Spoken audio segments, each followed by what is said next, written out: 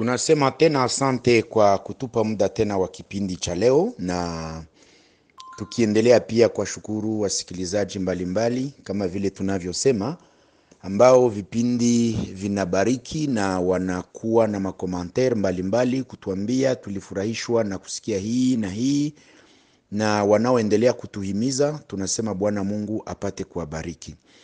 Na tunasema tena tunapoanza tupate kuomba kwa ajili ya kipindi. Bwana Mungu wetu, Bwana Yesu Kristo uliye hai, tunakubariki na tunakuja kwako tukikualika ili upate kukiongoza kipindi hiki chetu. Kibarikiwe na wale wasikilizaji mbalimbali watakao kipate kuwafalia. Wanapotusikiliza iwasaidie kujua nini ya kukosoa wala nini ya kutenda ya zaidi katika kutafuta ukamilifu. Tunakuomba upate kuwabariki wakubwa wa redio, wakubwa wa nchi huku na huku. Wabarikiwe watumishi wa redio wanaotumika hapa, na popote kokote ambapo neno hili litakapofika lipate kuwa baraka kwa wote, katika jina la Bwana wetu Yesu Kristo, amen. Kama vile tulivyowaahidia, wapendwa wasikilizaji, leo tunaleta kipindi cha kufuata kile tulikuwa nacho. Mnaona wakati ulitangulia sisi tulikuwa na kipindi kilichosema namna mtu anaweza kuwa mtumishi mzuri katika kazi mbalimbali anazozifanya. Tukaongea kuhusu l'essence du travail pour chaque personne. Samani ama faida ama kuelewa maana ya kazi kwa kila mtu.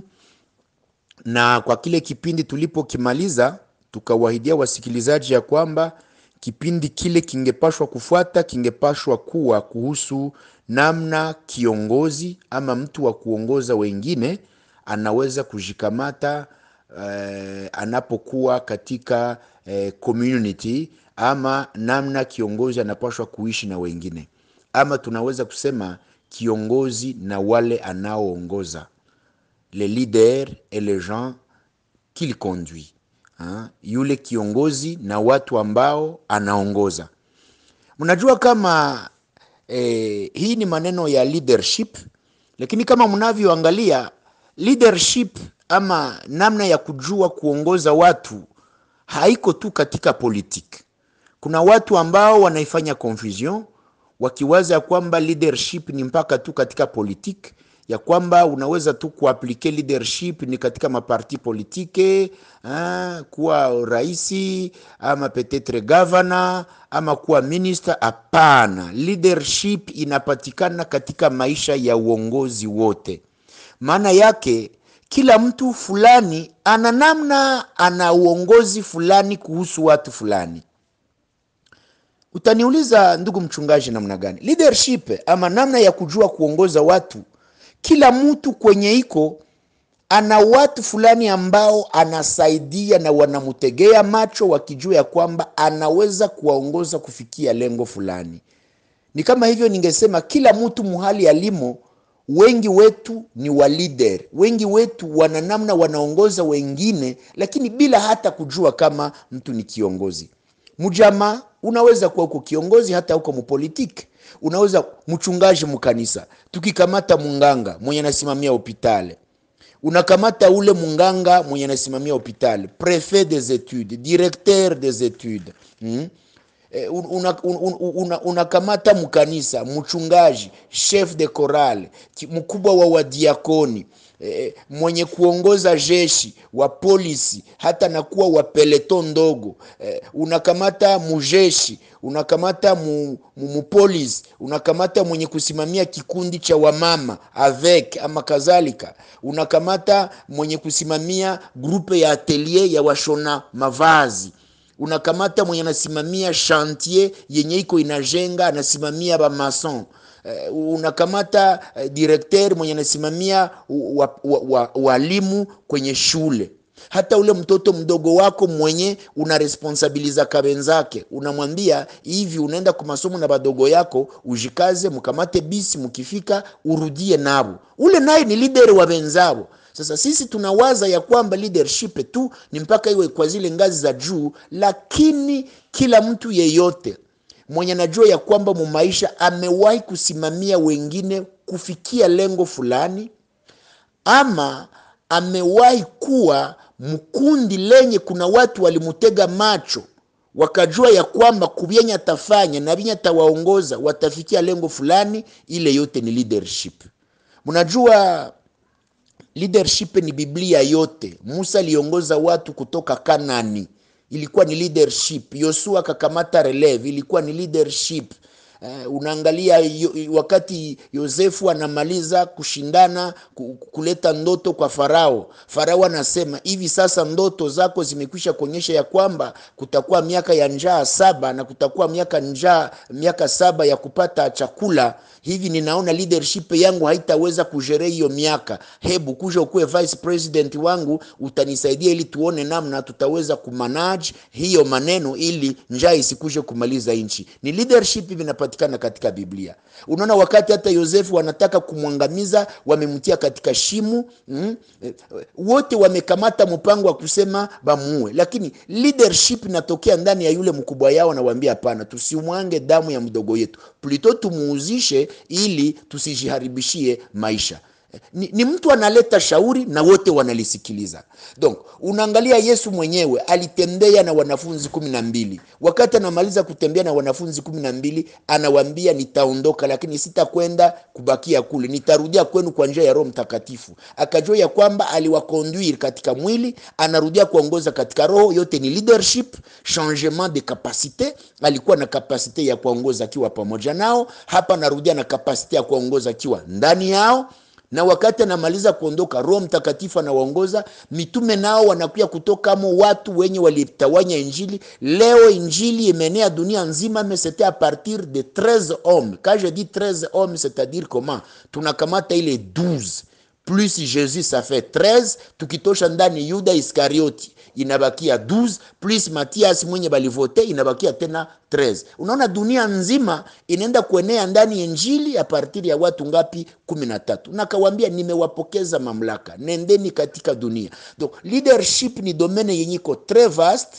Ukiisikia inapatikana katika masekter zote za kibiblia, za kiroho, za kimaisha, za kisosiali, na ninaweza kusema ya kwamba ni kitu ambacho kinakuja kuwasiliana, kuleta uhusiano katikati ya mwenye kuwaongoza wengine na wale ambao wanamfuata. Kwa wasikilizaji huenda wanaweza kujiuliza sasa, wewe mchungaji, ukiwa mchungaji, haya maneno ya leadership unayatosha wapi? Kwa wenye hawafahamie, mimi nilifanya miaka 5 ya leadership kama masters na doctorate, kwamba nilipomaliza license yangu katika sheria nikaitoa tena miaka 5 ya kujifunza leadership, nikaipata cheti cha doctorate. Hata nilikisoma katika Kiingereza hivyo, lakini nilizifanya miaka 5 za kujifunza leadership. Nikaifanya masters, nikaifanya doctorate, na mule nikapata ndani ujuzi mbalimbali ambao inaweza pia kucontribute. Tunapofanya vipindi kama hivi tunachangia, sababu ujuzi haikuwake ya mtu mmoja. Napata kidogo, naelewa kidogo, ninapokuletea katika kipindi na unafaidika ndani. Tunaenda tukisaidiana polepole katika maneno ya kwenda mbinguni, maana hakuna mwenye aliachiwa le monopole de la connaissance. Donc ujuzi haikuachiwa mtu mmoja ya kwamba huyu ndiye anaweza kujua. Hapana, sisi tunajua nusu, na mwazile nusu tunakwenda tunajua, tunasaidiana katika vipindi mbalimbali. Sasa wasikilizaji, tutatangulia kusoma sasa maandiko matakatifu ili upate kuelewa ya kwamba haya maneno tunayoyaongea yana uhusiano mkamilifu na Biblia. Maana ni mashauri ya Biblia katika maisha ya kawaida, tukiongea katika sujet inayosema mwenye kuongoza pamoja na wale ambao wanamfuata, ama kiongozi na watu wake. Tutasoma katika Biblia zetu ni katika Petro ya pili 2:10 na Petro ya pili 2:18. Nitaweza nikasome 2 Pierre 2:18. Tafadhali mtanisamehe. Ni 1 Pierre, tafadhali 1 Pierre 2:18. Nitasoma. Serviteurs, soyez soumis en toute crainte à vos maîtres, non seulement à ceux qui sont bons et doux, mais aussi à ceux qui sont d'un caractère difficile. Unaona ya kwamba Biblia inakuja kuambia watu eti enyi wenye kutumikia wengine, muwe watu ambao munatii wenye kuwaongoza, muwe wenye kutii wenye kuwa washefu wenu, si kwa sababu tu mutatii wale ambao ni wapole na wenye kuwa na tabia nzuri, lakini muwatii pia na wale ambao wana tabia mbaya na kali. Petro anarekonetre ya kwamba dans le leadership, katika uongozi kuna mitindo miwili ya waongozi. Kuna wale ambao wanakalifia ya kwamba ils sont bons et doux, kuna viongozi ambao wako bon et doux, maana yake ni wema na ni wapole. Lakini Biblia hapa inakusha kuongeza sema eti mais aussi à ceux qui sont d'un caractère difficile, eti pia kwa wale ambao wana tabia ambayo iko ngumu. Maana yake tunaweza kusema kama kumbe Biblia, Mungu naye anakuwa kurekonetre ya kwamba mviongozi mwenye kuongoza watu kunamo mitindo miwili. Kuna wale ambao kabisa kutumika naye inabidi unafunga roho. Unafunga roho maana yake kama uko Mkristo, usipokuwa Mkristo uwe mwenye kuwa mzuri, itakubidi mkutumika naye, haijalishi imani ulio nayo, atabakwaza, atabasumbua, atabatesa. Maana yake tabia yake kuigere inakuwa très compliqué, de sorte que unamklase, Biblia inakuwa kumklase d'un caractère difficile. Unakutana kiongozi mwenye anabaongoza, kama vile nimesema katika uongozi mbalimbali, kila mtu selo kazi iko ndani, muonje, mu association, mu kanisa, mu kikundi, mu ile grupe yenu huenda ya bashofere, ama kule ku grupe ya bamotare, ama peut-être ku grupe ya fulani ama kadhalika. Eti kuna wenye wanakuwa na un caractère difficile. Maana yake unakutana mtu kabisa tabia iko kali, kiwango chenye kutumika naye ni kuitika unafunga mkaba, na kila magharibi kurudia unarudia, na unasikia kichwa alikijegeza. Maana unasikia kichwa kabisa likichamusha kupitia matabia zake mbaya. Wale watu wanatumika na weye, mebana kutumikia wala wanatumika kwa sababu tu bazipate pesa, lakini bangelibambia tunamubadilisha leo na banasema Mungu abarikiwe. Lakini Biblia sasa inakuja kurekonetre wengine wa leader, viongozi wengine ambao ils sont bons et doux. Donc unatumika na mtu, unafurahi kubakia naye, namna na baongoza, namna na basemesha, matatizo zinapotokea namna na jikamata, namna na bakia na ninyi. Inakuwa sawa vile jinsi si kiongozi wenu, si shefu wenu, si leader wenu, lakini mnamujiretrouver ndani, hata mnaanza kumkamata sawa vile jinsi. Pale mnabakia mnakuwa sawa kajama, japokuwa mko mnatumika pamoja. Et voilà les deux catégories. Na wasikilizaji wote wenye kunisikiliza hapa wanajua ya kwamba kwenye wako wana mmoja mwa hizi kategori. Swate shefu yako wala kiongozi wako wala mwenye unatumikiaka wala mwenye anakuongoza ni mbaya, iko na tabia kali, wala ni mzuri. Mimi sikritike sababu mimi ninaleta kipindi inafuatana na mwenye kusikiliza, na kama na wewe huenda unaweza kunifuata katika kipindi hiki, uko leader, uko responsable, uko chef, uko kiongozi wa watu, ukikwisha kusikia maneno haya, tambua hivi, il y a une certaine perception que les gens que tu conduis ont à ton égard. Kuna namna benye unaongoza banakujua mkichwa. Kuna namna watu wako wanakujua.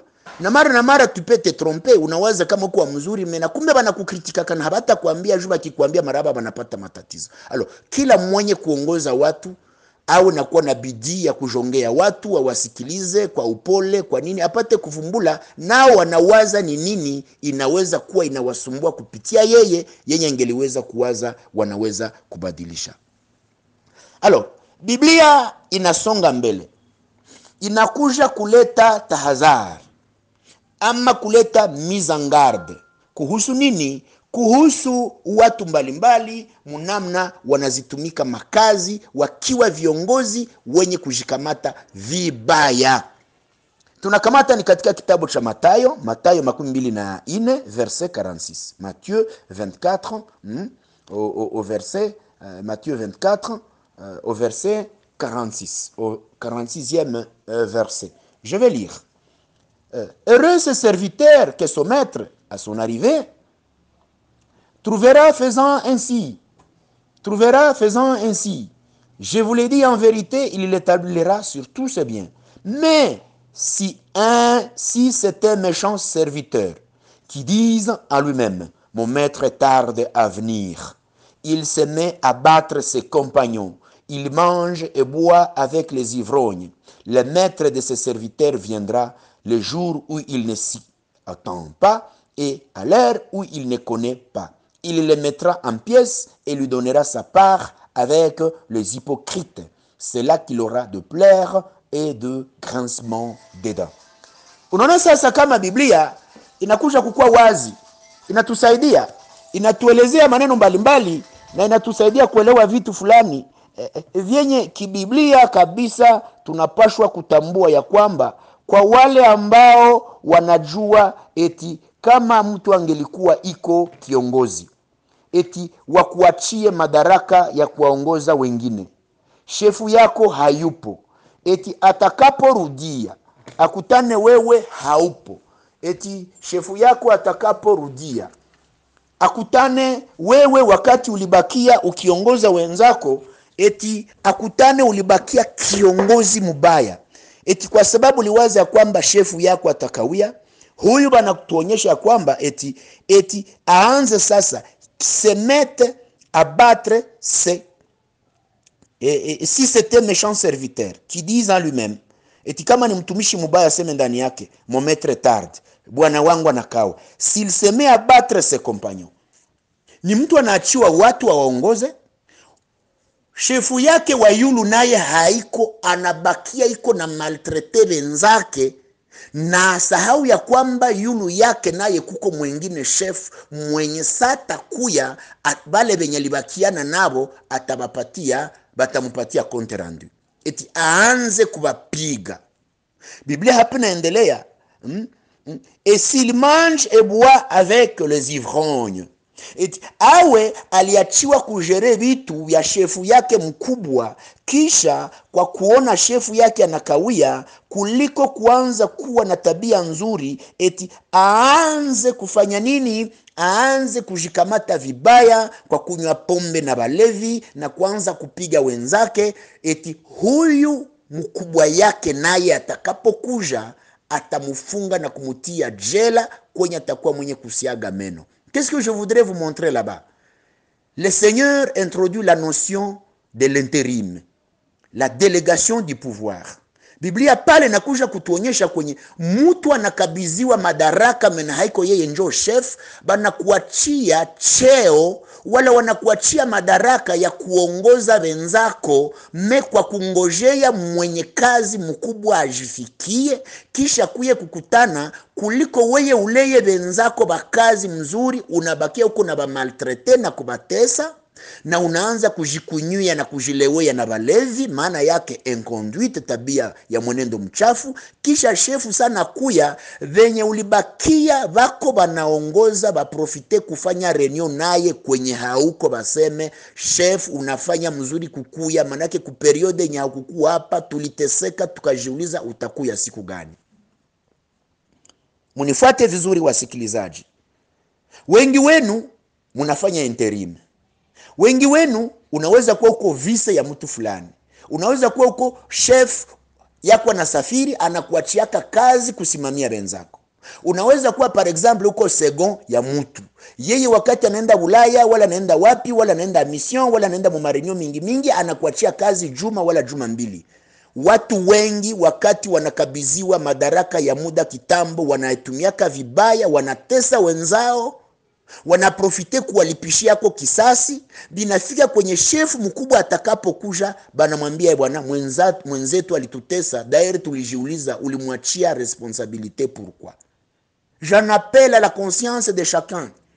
Wakati unapata neema, unaona mkazi banakupatia responsabilité juu ya wenzako, uwatumikishe vizuri, uwapende, uwafurahie, useme nao vizuri. Kiwango chenye kama shefu atakuja, bamupatie raporo, bamwambie ndio mwenzetu mwenye ulituachia vraiment kazi ilikuwa mzuri. Wakati yenye weye limoja tu banakuachia 2 semaines, zile 2 semaines unarusha vumbi, inakuwa muda sasa ya kufanya madega. Kama ulikuwa sasa batu banakamataka pesa mukese facilement, unaprofite kuzimaliza zote. Kama par exemple batu balikuwa banarudiaka 17h, wewe unaanza kujirudilia 14h parce que wewe ni chef. Kama sasa par exemple batu balikuwa banatumikisha transport ya 1000 francs par jour, wewe unaanza kutumikisha 10000 francs parce que wewe sasa uko chef. Na wakati chef atakuya rudia, batoto ya Mungu bote benye bako bananifuata, musifiki yake kuwa kiwango cha huyu mwenye Biblia inasema vizuri. Inasema hapa, inamclarifier eti si c'était méchant serviteur. Donc unapo remplacer mtu mukazi na unajua atakapo rudia, utilize principe nye banaita la redevabilité. La redevabilité ni nini? Ni kufanya kitu na unajua ya kwamba utaulizwa kuhusu kazi ulifanya, na wale ulitumikia watasikiaka siku yenye batapima na kujaribia na kuonyesha tunda la kazi yako kama lilistahili wala halikustahili, na mwenye alikudelegate nguvu atakuchunguza kuangalia kazi aliyekupatia ulifanya namna gani. Il en est des professeurs. Prefa na Safira na mwachia bakie iko na gérer ba professeur benzake, anaba maltraité. Il en est des gestionnaires. Anachia directeur école pendant 1 année, gestionnaire anaenda Bulaya, anakuya kukutana directeur alishaka zikamata sawa gestionnaire, alifukuza benye nataka, aliangaje benye nataka, organigramme yenye gestionnaire lienda na kutana ilishaka changer, tout simplement parce que c'était le moment pour le nouveau directeur en attendant qui a pris fonction de gestionnaire kuleta bandugu yake na bakaka yake mu masomo. Il en est des gens wenye akipewa tu madaraka kidogo anaitumia mubaya, eti kupiga wenzake na kuenda kulewa. Unaona, hata katika hili Biblia inatuambia eti quelque soit cheo ulicho nacho, uwe unatumika na unajua ya kwamba haiko wenjo shefu wa mwisho. Tuangalie katika Wakolosai 4:1. Maître, accordez à vos serviteurs ce qui est juste et équitable, sachant que vous aussi, vous avez un maître dans le ciel. Eti, enyi viongozi, muwapatie watumishi wenu mshahara kwa haki na kwa sawasawa, mukijua ya kwamba nanyi muna mwengine chef, muna mwengine kiongozi aliye juu yenu akiwa mbinguni. Je voudrais introduire la notion que tout chef doit savoir qu'il n'est pas le chef suprême, qu'au-dessus de lui, il y a un Dieu. Nataka kuleta notion ya kuelewesha ya kwamba mbele yako, juu yako, kuna watu ambao juu yako kuna wengine ambao wanakushinda, na juu ya nyinyi wote kuna kwa shefu mmoja mwenye dunia nzima iko nayo ni Mungu. Eti sasa unapowatumikisha wengine, kumbuka wana haja ya mishahara, kumbuka wana haja ya kula, kumbuka wana haja ya kupokea mishahara yao kumwisho wa mwezi. Eti ukijua ya kwamba juu yako na wewe kuna chef mwingine ambaye ni Mungu. Unajua, wakati nilikuwa niko nafanya miezi 6 ya formation leadership tena hapa ku Un Jour Nouveau, parce que je suis passé et j'ai été béni, parce que je suis aussi de la formation ya Un Jour Nouveau mon leadership avec kufanya le masters, tulijifunza maneno mbalimbali. Kamile Ntoto akatusaidia kutuelewesha kitu kimoja. Ukitarajia ya kwamba utakuwa kiongozi wa watu na unapoteza tabia inaitwa l'empathie. L'empathie, savoir se mettre dans les chaussures des autres, savoir se mettre dans la peau des autres. Kujikaza, unakuwa unaelewa chenye wengine wako, unakuwa sasa umejifanya wale watu. Unaappliquer ile principe ya Biblia inayosema eti ce que vous voulez que les gens fassent pour vous, faites-le de même aux autres. Eti kile unachotaka wakutendeye uwafanyizie vile vile wengine. viongozi wengi wanashindwa mission yao kwa sababu wanajiangalia, lakini hawaende mbali kujiuliza, hawa watu ninaoongoza ingelikuwa ni mimi njoo wao na wao njoo shefu yangu, ningelipenda shefu anifanyizie nini? Kile chenye ungelipenda kama na wewe ungelikuwa na shefu akufanyizie, mentenake wewe ni shefu ukifanyizie wengine. Kama huwezi kupenda, ungelikuwa uko naongozwa, kiongozi wako akupatishe haya mupubliki. Kama na ungelipenda uko unaongozwa, kumwisho wa mwezi basi kuime mshahara yako. Mais pourquoi sasa kunaema wengine mshahara na unawapatisha haya? Et pourtant tu sais pertinemment que hawezi kupenda yale ambayo unawafanyizia na wasikufanyizia yake vile. Hili ni jambo ambalo linakuwa la lazima. Alors, kwa watu ambao wanatarajia kusoma vitabu ninavyo pia, si kwamba ninabapatia mareferensi ya vyenye hariko, na hata ungelitamania kukisoma unaweza kukipata, na kulazima unasoma kwenye wanaweza kunipata, na kama unaweza kutafuta hata kwa internet unaweza kukipata. Nitabaenumere vitabu vya lazima vyenye manosio mbalimbali ninataka kudevelope hapa, zinapatikana ndani, na itaweza pia kutusaidia kujua ya kwamba si kwamba hizi dakika kidogo tunaweza kudevelope leadership, tunaimaliza musanse ya mwenye kuongoza na watu wake ili wapate kuwa mahali mzuri, dakika ni za kidogo, lakini j'ai besoin aussi que ni wapatie hii information pour que itusaidie pia kujidevelope. Eh bien, et donc mnaweza kujirefere kwa kitabu kinaitwa Devenez un leader. Devenez un leader, la clé de la réussite. Ni kitabu cha Pierre Caban, édition Eriole cha 2014. Mnaweza kujirefere ku kitabu cha L'Art du Leadership cha Doug Howard Mills. Mnaweza kujirefere ku kitabu cha Leadership Relationnel cha David Ferguson cha édition Ede Blanche cha 2005. Mnaweza kujirefere ku kitabu cha L'Art du Chef, L'Art d'être chef cha Gaston Courtois, édition Fleuris cha 2009. Mnaweza kujirefere ku kitabu cha Guide du Leadership cha Bernard Radon, édition du Nord 2007. Mnaweza kujirefere ku kitabu cha La magie de voir grand. Manake haiko magie, lakini anakionyesha sasa vile ginzi vitu vinya haviwezekani vinawezekana kwa sababu wewe umetarajia kuwa na mawazo kwamba vyote utafanya vinapaswa kuwa vikubwa. Hapana mtu kuwa nawaza vitu vidogo, unapaswa kuwaza vitu vikubwa. Sawa sawa na muimani, haupaswi kuwa nawaza nitashindwa, ndapotea, ndaanguka, iko sasa ndakufaka maskini, iko sasa mimba itaniua, iko sasa magonjwa itaniua. Non, tu dois voir grand. Nitapona, nitaishi, nitapendeza Mungu, nitanyakuliwaka, mimi sitapotea, mimi siko mlaaniwa. Plus una develope ndani yako mawazo ya ushindaji, na ni kile Mungu atakutendea.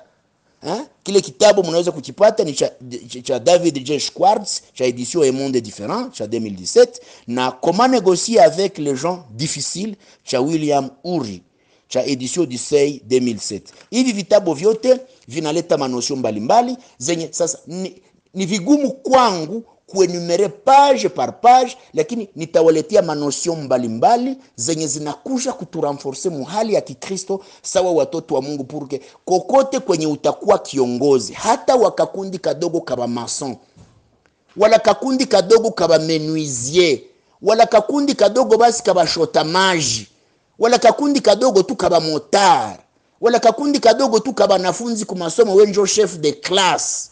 Kuna manosion zenye haupashwi kupoteza kutimiza mukazi ulionayo ya kuongoza wengine. Alors, qu'est-ce que nous avons? Tunakuwa na jambo la kwanza la le modèle. Kiongozi anapasha kuwa mfano. Kiongozi anapasha kuwa mfano. Mfano maana yake nini? Mfano ni kusema ufanye vyenye unaongoza, basi kutane kama weye kazi yako ni kubambia bafanye mebenyewe hawezi kufanya. Mkiangalia katika Petro ya kwanza 5:3, 1 Pierre 5:3, tunaweza kuisoma kidogo. Anasema hivi: Pesez les troupeaux de Dieu qui est sous votre garde, non par contrainte, mais volontairement, selon Dieu, non pour un gain sordide, mais avec dévouement, non comme dominants sur ceux qui vous sont échus en charge, mais en étant des modèles du troupeau. Ninakamata kale ka terme tu kadogo, mais en étant modèle du troupeau. Tubitoshe basi tubikamate kwanza mkiroho, en étant des modèles du troupeau. Ninaweza kuambia bila mashaka ya kwamba kama leo makanisa zinashuka, zinaregea na zinanyenyekezwa mbele ya dunia, kama leo makanisa hazina tena nguvu zenye tuliwazia kanisa ingepasha kuwa nayo, ni kwa sababu tumewakosa wapasta wengi walio model. Tumewakosa mapasta walio le modèle du troupeau. Le modèle du troupeau c'est-à-dire comment? Unaongoza watu, acha chenye unahubiri wakione. Chenye unapinga usikifanye. Vyenye unahamakia usiviishi. Uhubiri kwa matendo na kwa maneno. Wenye wanakujua na waseme huyu baba anapinga usharati na hasharatake. Huyu baba anapinga ulevi na hawezi kugusa pombe. Huyu baba anatufundisha tuweze kupenda wake zetu, na ni kweli ukifika kwake unakutana na mpenda mke wake. Et ça c'est un problème dans les églises. Nous avons beaucoup de pasteurs wenye ukiangalia namna naishi havina rapport na un serviteur de Dieu. Unakutana tu c'est comme un monsieur mwenye alitumbukia tu kumimbari, il prêche, mais tout en sachant que kanisa liko linamkritike na kusema vyenye iko nasema pale mbona habishi. Et ça c'est un problème. Et donc wakati wanakuambia étant un modèle du troupeau, ni kusema uwe mfano wa bale ba motare yako, uwe mfano wa bale ba mason bako. Kama ulikataza kuiba sima, wewe usiibe. Kama ulikataza ba motari kukuwa banashamula vitu vya baklia vyabo, isikwe wewe tena njoo unabishamula. Kama wewe ndio komanda peleto wakale ka groupe ka polisi katafanya patrouille magharibi, kama ulikataza watu kukamata telefone ya mtu, na wewe usikamate. Et donc, ile troupeau maana yake lile kundi lako lenye uko naongoza, ulikuye mfano yenye utakuwa nabambia mfanye sawa sawa na mimi. Et ça c'est vraiment important.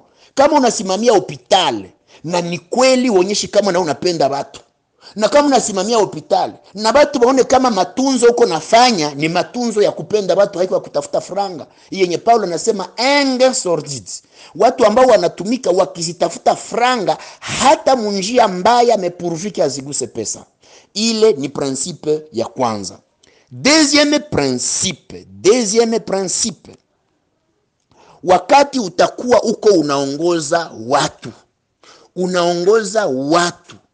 ils ne font pas classer les gens.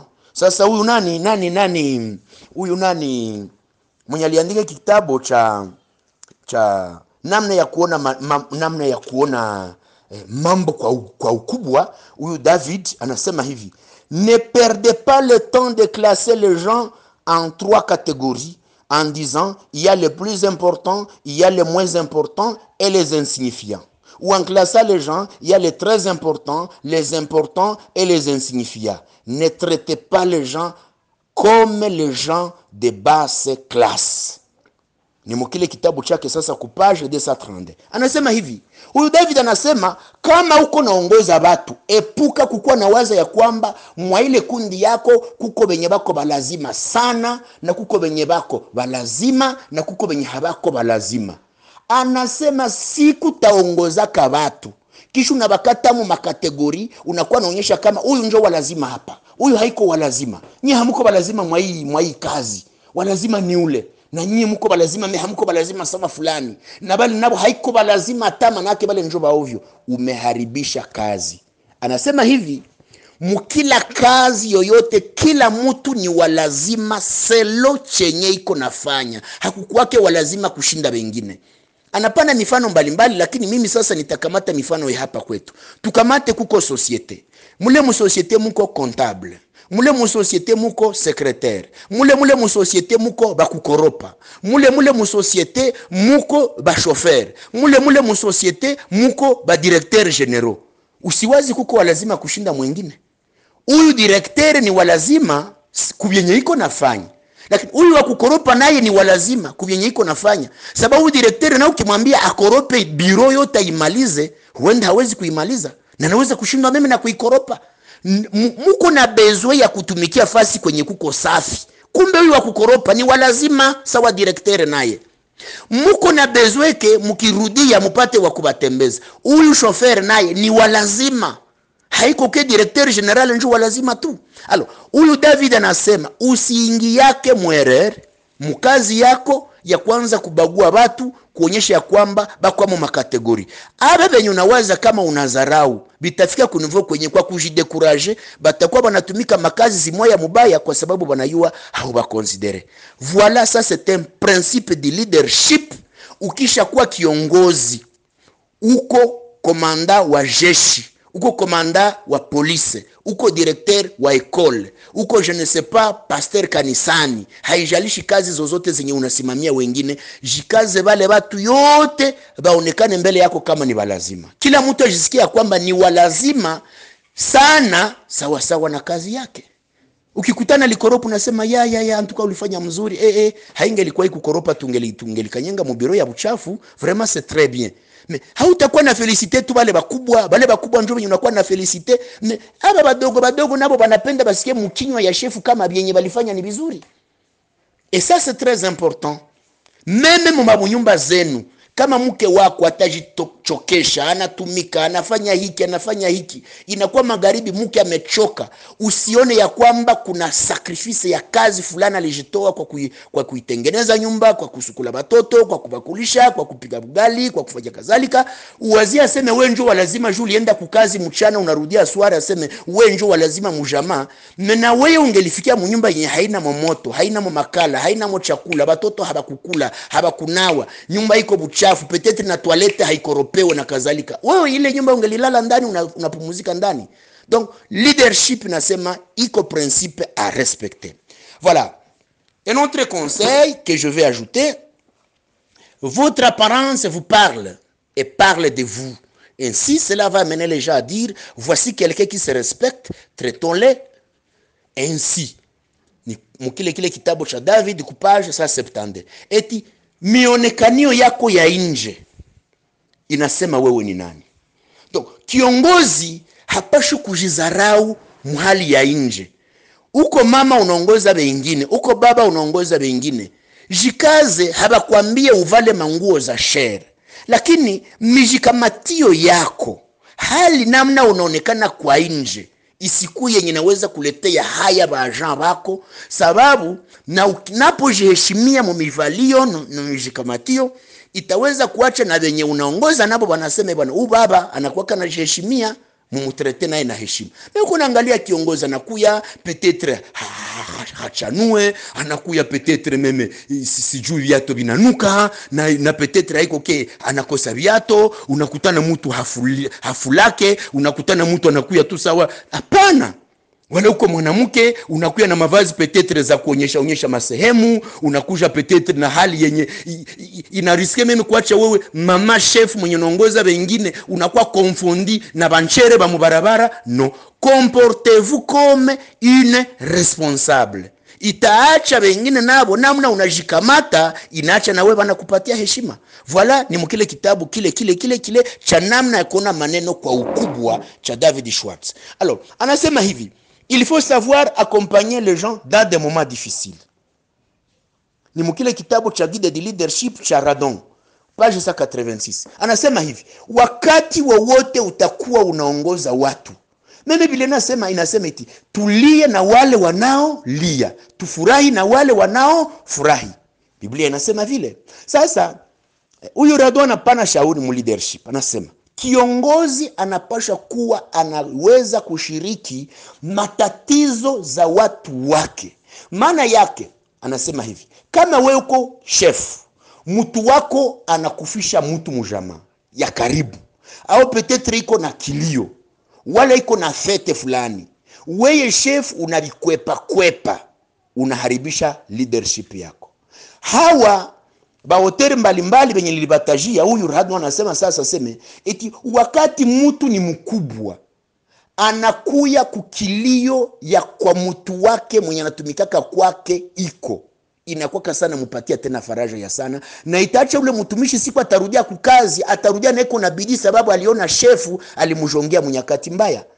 Me uko directeur des écoles, mwalimu wako ana avorte ni mwanamke, anabakia ku maternité pendant 4-5 jours, unashindwa meme na kupita kwa meme na après-midi kuangalia mama maîtresse vile aliavorte, na atakuyaka kurudia ku masomo hauya muonaka.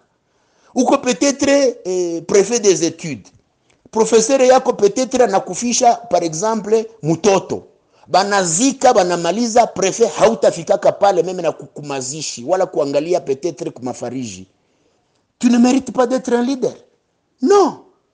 Anakuambia muraha na mushida, kiongozi anapaswa kuwa na karibia watu wake ili wasikie ya kwamba raha zao na shida zao zinamvutia. Sasa watu wengi, oh, je n'ai pas de temps, je n'ai pas de temps, je pas eu de temps, je pas eu de temps, sikupata muda. Je vais bien, unakosa muda, lakini huyu aja mwenye tarudia alikufisha mtoto haukufika. Huyu aja mwenye aligonjwa pendant 3 semaines kwa hospital, ukashindwa meme kufika pale, habakuambia ulete sukari wala chakula. Utakuwa unamwambia sema atumike kazi, na najua kama kwako wewe kazi haina kazi na valeur kumushinda. Tu dois valoriser tes gens en leur montrant que leurs problèmes te touchent aussi. Ile ni notion ya leadership. Ndio maana mnaona wakati Yesu alikuwa pamoja na watu, alikompatir na watu. Yesu alikompatir na watu. Et c'est ça le leadership. Unaona memo wakati watu wanapata njaa katika jangwa, Musa anafadhaika anasema, Mungu, watu wamenaswa na kiu na njaa, tutawapatia nini? Sasa le leader. Unaona meme wakati yenye matatizo zilikuwa zinafikia watoto wa Mungu, ce n'est pas pour rien que Biblia inasema furahini na wale wanaofurahi na mcheke na wanaocheka. Hata Biblia inasema eti ni vema kwenda katika nyumba ya matanga kuliko kwenda katika nyumba ya karamu. Ni maverse ninazienumere, je suis sûr et certain que vous en connaissez mieux. Et donc yengine shairi ama yengine ya nini yengine shairi principe mu leadership mu maneno mbalimbali, anasema le leader doit savoir ces gens. Le leader doit savoir, il doit connaître ces gens. Le leader doit connaître les gens. Et quand il connaît les gens, il doit savoir les encourager et les récompenser. Kiongozi anapaswa kujua watu wake. Na anapaswa kuwa anakuwa na namna ya kukuwa na wahimiza na kuwapatia vihimizaji ama matabishi wakati walifanya vizuri. Kila kiongozi anapaswa kuwa anajua watu. Unapaswa kujua huyu hawezi kudanganya ovyo ovyo. Huyu akisirika hasemaki, akirudia na haseme manake habiendeki. Huyu akichelewa manake kuna tatizo. Lakini huyu akichelewa 3 jours, moyo ya kwamba kuna tatizo. Lakini unabakia na watu hawajue, na wakati wanafanya mazuri hawafurahishe, na wakati wanafanya chenye unaona kimefurahisha kazi vinashindika. Hawaambie sema merci, félicitations. Ça ni mu leadership and motivation. Wanakuambia ya kwamba mtumika kazi mwenye kuongozwa anafurahiaka wakati anasikia kiongozi wake anamfelicite. Il faut toujours utiliser quelques termes. Félicitations chers collègues. Kama mulisoumettre projet ikapita, vraiment tunashukuru kuona mulisoumettre projet ilipita. Kama école ilipata maximum ou maximum commune, nasema vraiment mes chers professeurs, je vous remercie parce que je vois maintenant que l'école a réussi, il nous faut encore fournir plus d'efforts. Kama peut-être ni hôpital banganga balitunza semaine batu balitoka mzuri, mseme vraiment mes chers infirmiers, je trouve que ça va ici. Uwe mwenye kuwa unajua watu na itakusaidia hata habatakuwa banakuletea maneno ya songi songi, sababu wakati wewe kiongozi na jijuia watu hautaitika mahabari za kukuletea za kusema zikukoroge. Alors huyu mwenye anasema vile ni kitu ambacho kinahitajika. Anasema hivi, wanasema il faut faire l'équilibre entre contrôler, commander et organiser. L'art d'être chef, page 140 na 140. Kiongozi anapasha kujua eske nitakuwa pale kukuwa ninasema sema au batu batakuwa banafanya vitu nisione kama bako banavifanya namna gani, au na mimi nitakuwa ninavifanya kwa purke nione buzito yabi. Kuna watu wengi wanaongoza vibaya kwa sababu habayaonjaka buzito ya kazi ya batravailleur. Uko naweza kama kulima shamba, unapatia mtu shamba pendant 2 jours, unapenda muini semaine akupatie autant de hectares. Haiko tracteur. Ni mulimaji atatumika, atafika 13h atachoka, huenda tarudia. Uko naweza sema parce que professeur iko na makopi 4000, il faut se remettre pendant 2 jours. Hata nalala iko na corriger jusqu'au matin. Mais macho itakufa. Donc il faut savoir wakati uko na commande una contrôler mais aussi una organiser, c'est-à-dire unaangalia nini nawezekana, ninaweza saidia hapa kunini na nini yenye ninajua ya kwamba nibafuate, lakini nisibafuate sawa mwenye kunafuata ngombe kuzipiga fimbo ni watu. Na njoo unasikia ya kwamba mule muhali ya kuongoza wanakuambia il faut savoir punir et réprimander. Kama mtu alifanya kosa, nao ni nyingine principe. Usikimbilie kumupatia malipizi na hauyasikia kama kosa alilifanya kwa kutaka. Kuna watu wengi kabisa kidogo madesizio. Kidogo madesizio. Bwana kuambia kiongozi wakati kuna jiongozea watu wake. Telemaki anawajua. Unapaswa kuwa unajua huyu alifanya hivi ninajua haikubuyuwai. Alidanganyika. Unamuita unamwambia ninajua kama huzoe kufanya hivi, lakini siku zinakuya usiongeze. Uende basi. Anarudia anasema nilikuwa naweza batanifukuza. Kuna mtu kidogo toka kwenda tunakuramplace. Toka kwenda tunakuramplace. No, kiongozi anapaswa kwa ukiosikia kiongozi amekamata decision ya nguvu. Maana yake ni kusema alishaka bembeleza, alishaka ongoza, alishasaidia binafika kwenye anachoka. Njoo maana meme la legislation du travail yetu iko clair. Kama mnataka kuona peut-être siku itafika siku kwenye nitaongea na ninyi concernant namna ma sanctions zinapaswa kuwa mu matière du travail. Haupashi kulisansie mtu na huyo mpitisha meme kumablame. Haupashi kupatia mtu demande d'explication ikupatie le même jour. Demande d'explication iko na delay yayo. Na mbele kwanza ufukuze mtu, muite uikale naye umusikie. Uangalie kama responsabilité zake ziko etabli au haziko etabli. Inakuwa sawa kuna wengine bashefu anakubahatisha tu kianguka mkakosa kidogo, kumbe na alikuwa na kugonjwa. Wakati sasa na kuona umedanganyika kidogo anakurekipere na njoo muda ya kukufukuza. Wewe unawaza ati ni kwa sababu ya lile kosa, kumbe alikuwa kalikugonjwa zamani. Ninasema kugonjwa musanse ordinaire, ni kusema alikuwa kalishaka kosa atakukamatia wapi, maintenant kana trouver kama unanguka mkaerere anakuramase na kukubomolea na kukuharibishia. Hiyo ni matatizo zenye wa viongozi wengi wanakuwa nazo. Alors yenye tunaweza kusema kwa sababu tunaweza karibu kumaliza, tunamaliza d'ailleurs, la grande mission du chef c'est de servir. Vous allez trouver ça dans l'art d'être chef de Gaston Courtois à la page 17. Kiongozi ni kutumikiana. Meme Yesu alisema, eti mwenye kutaka kuwa mkubwa kati yenu awatumikie wengine. Ni Yohane 13. Mwenye kutaka kuwa mkubwa kati yenu awatumikie wengine. Ukishaona umekuwa chef, umepewa mamlaka ya kuongoza wengine, uyue kama njoo kwenye kazi naenda anza. Njoo maana hata nitaweza kuambia kwamba watu wengi wanawaza wakati wanakupatia kazi njoo muda ya kukula, njoo muda ya kushiba. Daire mungejua ya kwamba kila kuongoza ina michoko. Sasa na mungejua ya kwamba kila kuongoza kwanza ni muzigo, ni shida, ni matatizo. Sasa ukiwaza kwamba kuongoza sasa hivi unapewa uongozi, njoo kwenye sasa unataka kutawala, unagandamiza watu, unafanya vingi unataka, kazi itakukoroga na utaitoka ndani vibaya. Njoo maana mkile kitabu kinaitwa L'art du leadership, bana kuambia aseme il y a 6 raisons pour lesquelles les gens ne veulent pas être chefs. Première raison, beaucoup de personnes ignorent qu'elles sont des leaders. Eti watu wengi habayuake kama bako motabia ya kuongoza ya mzuri. Deuxième chose, les gens craignent d'être accusés ou détestés. Eti watu mingi banaogopaka bakianza ongoza vitaacha watu banabachukia. Ndio nasikia mtu anakuambia mimi sitaki vya kuongoza babatu, sitaki mihali na watu, mtafute mwingine. Na kumbe na angelikuwa wa mzuri, anaogopa kwa sababu anaogopa kama bitamuletea mihali. Munaenda kutia mwenye habiwezi, ala nabiharibisha. Banakuambia troisième raison, les gens craignent de finir dans la honte et d'être haï comme beaucoup de leaders importants. Eti bengine banaogopaka kuwa viongozi kwa sababu banaogopa ya kwamba batamalizia muhaya na bachukiwe na watu sawa bengine benye baliongozaka nabo bakamaliza vibaya. Bakiwaza kama bwana dunia ni ya mubaya, si balishaka katalaka fulani, bakakatala fulani, bakafanyiza na mie banarisikia kunika acha utafute mwingine. Banaenda tia mwenye habiwezi na wewe uko pale.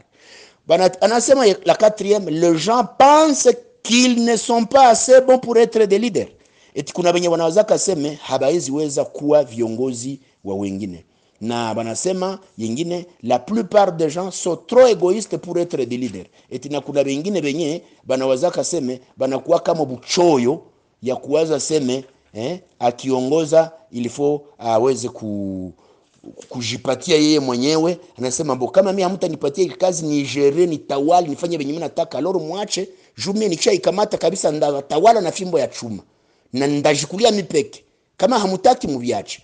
Donc j'ai parlé de 6 raisons, mais plutôt c'est 5 raisons que vous allez trouver dans le livre L'art du leadership, avec des références 1 Samuel 16:2, Luc 22:24, Hébreux 12:2, 1 Corinthiens 9:25, na munaweza kubikutana mu Luc 14:27 na Matthieu 22:14 na 20:16. Merci beaucoup, que Dieu vous bénisse. Je suis sûr et certain que sujet haishe, kama peut-être à partir ya wasikilizaji watarekomande tuiendelesha la prochaine, tutaiendelesha avec d'autres choses, notion du leadership dans le domaine spirituel kama vile tunaendelea kuvifanya. Acha basi tumalize, bila kumaliza tutaomba Mungu. Ubarikiwe Bwana Yesu Kristo. Tulianza tulikuita, tunamaliza tunakuita. Acha neno lako hili litufalie, wale ambao watalisikia lipate kuwa mfano na mwelezo kwao, ili muda ujao kokote kutahitajika mabadiliko yawe mema kwao, kwa taifa, kwa nchi na popote watakuwa. Wabarikiwe wote watakaoendelea kuomba ili mabadiliko iwe katika viongozi kwa ngazi zozote, mjina la Bwana wetu Yesu Kristo. Amen. Amen. Amen. Amen. Amen. Amen.